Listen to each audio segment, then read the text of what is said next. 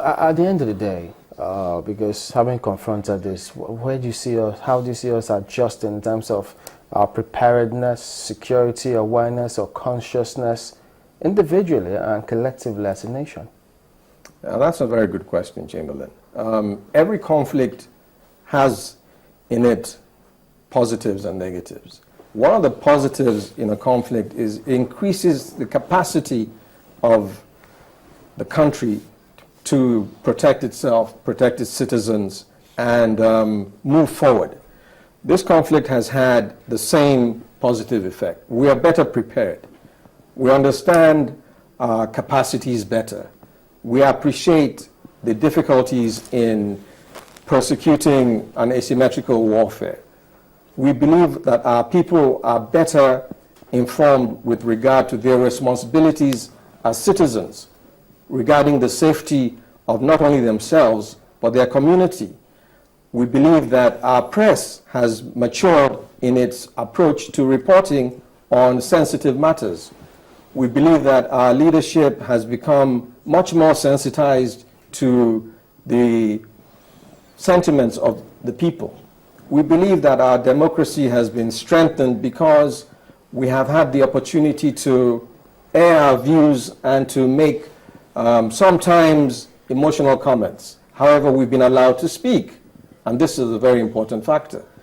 Therefore, the negatives are going to be outweighed in the long run by the positives. Nigeria is going to emerge a much stronger nation. Our people are going to emerge a much more confident people, and our successes will be even greater. We have the Ebola issue. We overcame it, and I'm certain that it wasn't anticipated that we would do so, given certain precedents and certain perceptions. However, we have demonstrated our capacity to overcome even in the face of difficulties. Therefore, this situation is one that we shall overcome. Elections are around the corner, and we know that when elections come, so many things just take the back burner, the back seat, and elections is predominant.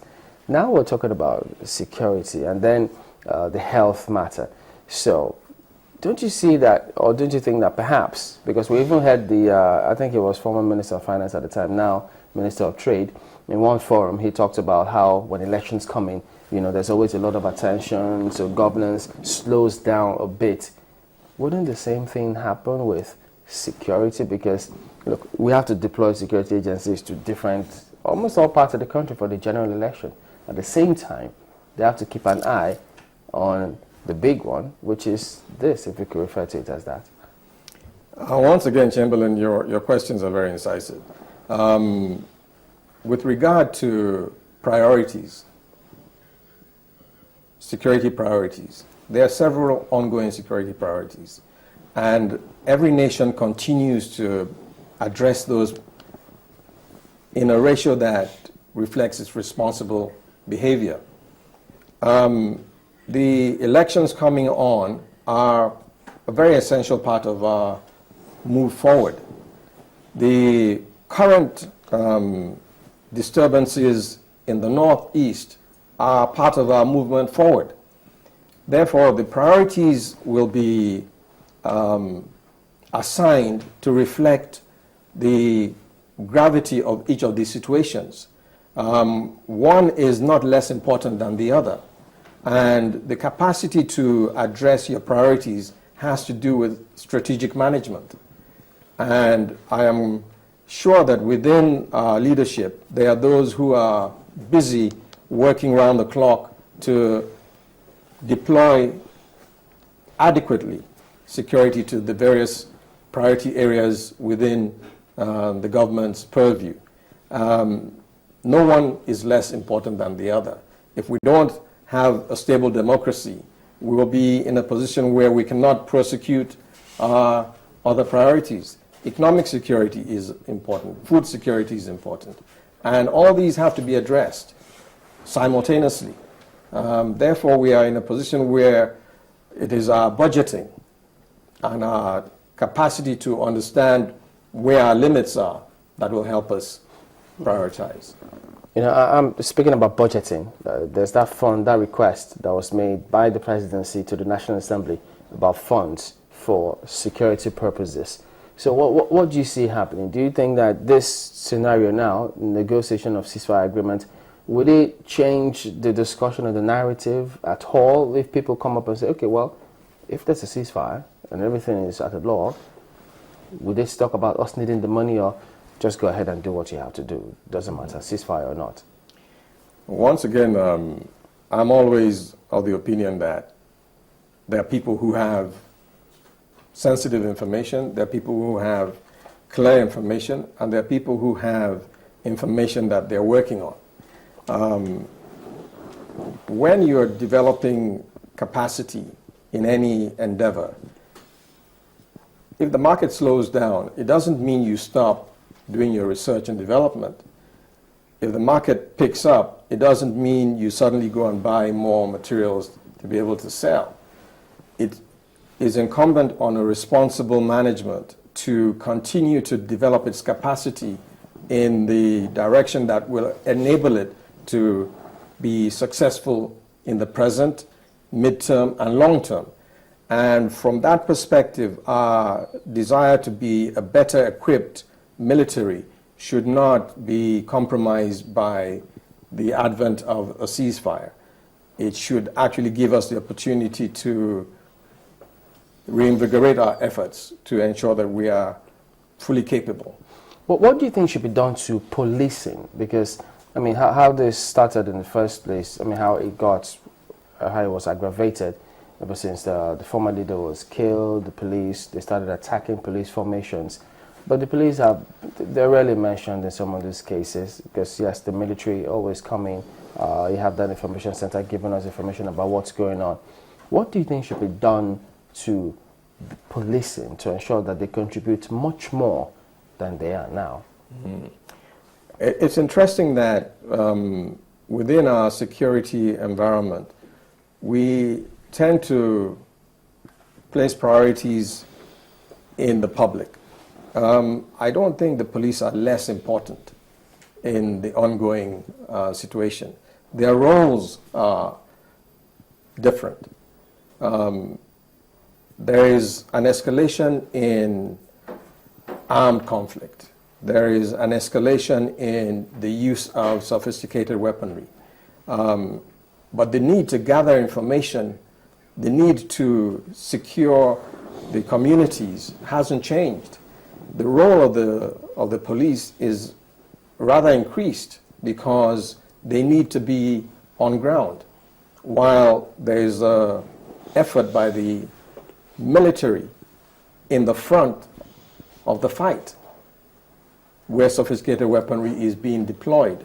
So we should encourage a strengthening of both the police and the military, because in times of peace and in times of war, the roles are different. And we are in a situation where we have both.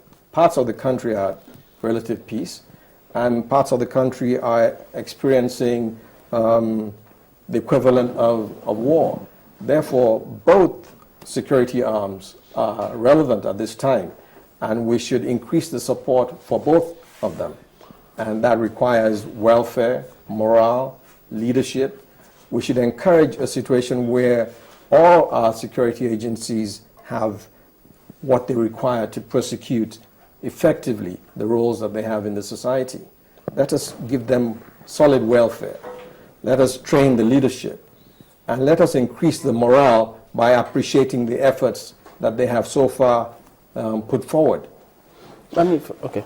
Well, anyway, I was going to ask very quickly, since you say you're always hopeful, you think that this whole process will see the state of emergency lifted in those three states? Ultimately, when the level of violence is reduced, there's a potential for coming back to normalcy. However, in an asymmetric environment of warfare, that timing is very difficult to judge, because the opponent can be very difficult to identify. And this is where the switch in the use of security agencies might happen, where the police might become more relevant in the pursuit of an outcome, whereas in the obvious confrontation of a war front, the military would be more appropriate in terms of prosecuting the effort. How soon do you think that can happen? Because elections are very close, and a lot of people would want to see that happens before the elections. We all would like to have the emergency lifted so that everybody can vote. However, the security of the nation has to be addressed from the perspective of what is the priority. If the escalation of the aggravated violence continues, then the opportunity to lift the emergency would be dim. However, if we're able to relax into a situation where more security is available, then it's possible for people to be encouraged to come out and vote. But given the particular circumstances we have, it would not be wise to speculate specifically about when and how these might occur. All right. Mr. C.G. Gbadebo-Smith is of the Professionals for Change. Thank you for coming on this morning. Thank you very much. All right, so that's where we'll wrap this segment up, but we'll flip now. Victor Matthias will be coming up with the headline news in just a moment.